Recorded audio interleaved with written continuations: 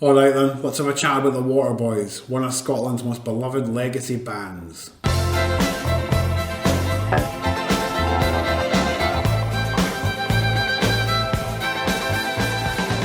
My daughter and I just finished watching the Netflix show Something Very Bad Is Gonna Happen, which we loved.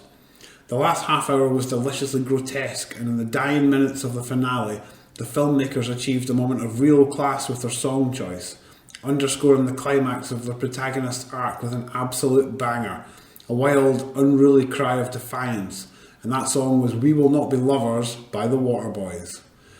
We Will Not Be Lovers is a Fisherman's Blues, released in 1988, which is a bit before my time, so let's put it in context.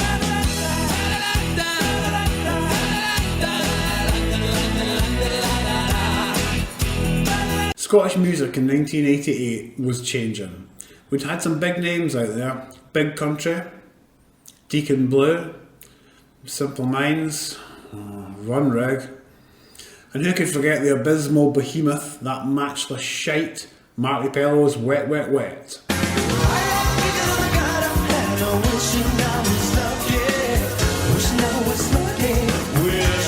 But Glasgow did have a vibrant indie scene. The Jesus and Mary Chain, Primal Scream, Aztec Camera, Orange Juice, all those cool kids. We here in Edinburgh took ourselves far too seriously to have anything like a music scene. We did have the Proclaimers though. Letter from America was over, and now it was the thought-provoking, deeply introspective 500 Miles.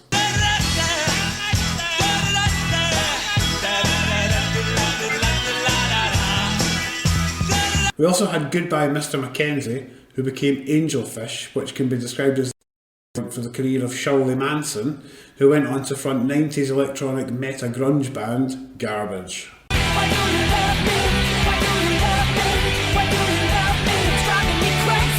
We like to say that the Waterboys are Scottish, but that's not exactly for sure. The Waterboys are basically singer-songwriter Mike Scott, who comes from Corstorphine in Edinburgh, along with a shift of international hangers-on. At the time of the Fisherman's Blues record in 1988, the Waterboys were a more or less five-piece: guitar, bass, mandolin, fiddle and drums.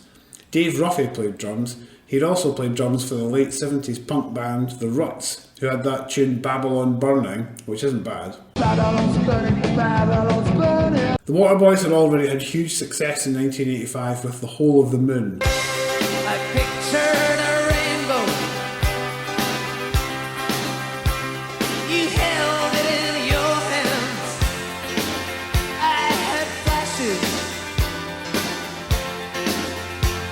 but you saw the plan.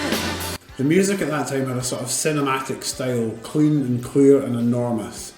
Since then they'd taken time to refocus. They'd hired Bob Johnson to produce, a veteran American producer who'd done a couple of Dylan records, a couple of Lenny Cohen records, and the two Johnny Cash prison records, Folsom and Sam Quinton. But I shot a man in Reno just to watch him. And the result, Fisherman's Blues, had an earthier sound.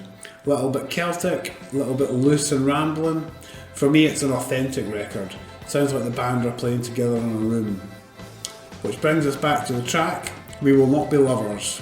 It's got that otherworldly fiddle riff, it's got that relentless drum and bass momentum, it's got that ominous vocal. It's quite affecting, a battle for independence, a reclaiming of the self. Now on to what will almost certainly be the worst bit of this broadcast, me playing the drums.